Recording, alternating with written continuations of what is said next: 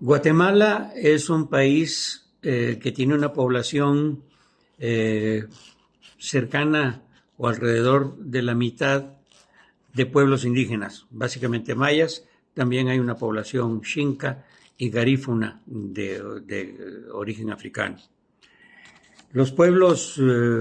mayas en el conflicto armado interno en Guatemala, que fue de 1960 a 1996, fueron las principales víctimas del conflicto armado interno. Más del 80% de las 200,000 víctimas del conflicto armado interno fueron indígenas mayas.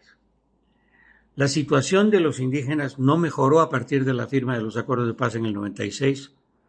y ha sido básicamente una situación de abandono por parte de los gobiernos,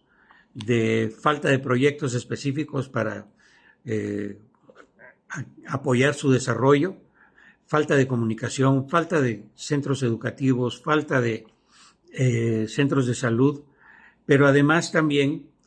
despojos de tierra y resistencia por parte de los indígenas ante eso y ante los conflictos que se dan alrededor de las mineras,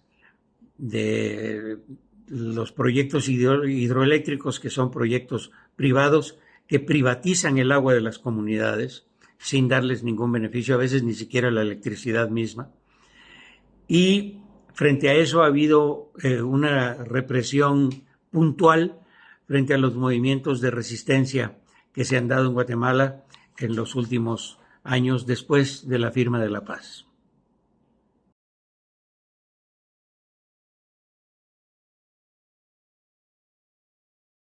En el Memorial para la Concordia en Guatemala nosotros trabajamos con 45 organizaciones de memoria, de defensa de los derechos humanos, muchas de las cuales son organizaciones indígenas, que nuestra tarea es la recopilación y difusión de sus materiales de memoria.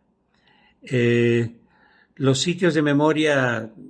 que nosotros hemos venido también recogiendo en un mapeo de la memoria del país,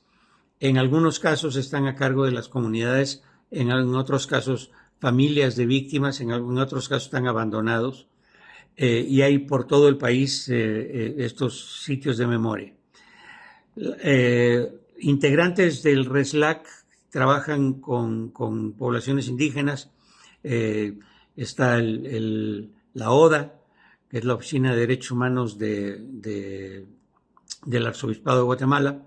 Está IARS, que se ha enfocado fundamentalmente en temas educativos, a donde ha podido rescatar también elementos de memoria para la difusión y para la construcción de las guías de estudio para todos los años escolares de Guatemala, que todavía, aunque ya están terminados, no se han distribuido ni se han aplicado para la gente. Y en general, los relatos y los testimonios recogidos por las organizaciones, también está CalDH, han sido muy útiles para preservar la memoria y para estimular y alimentar también la educación de los jóvenes en conocimiento de lo sucedido en Guatemala.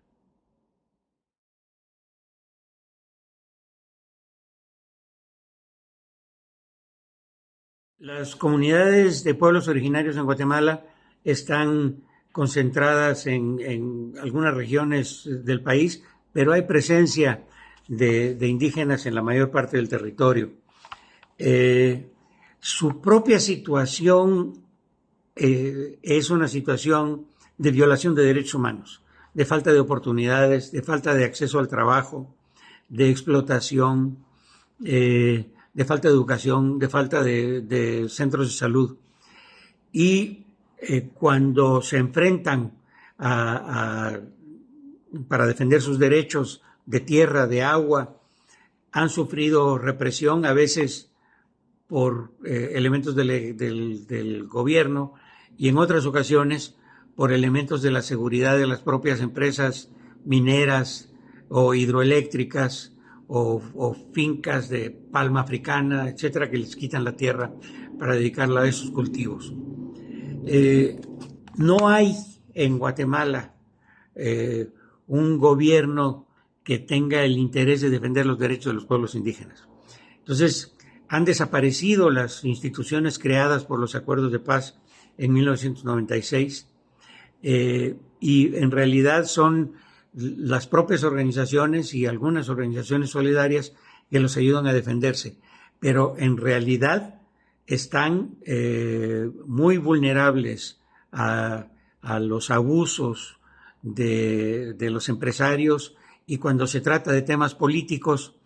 a los abusos de los políticos locales o los políticos nacionales. Realmente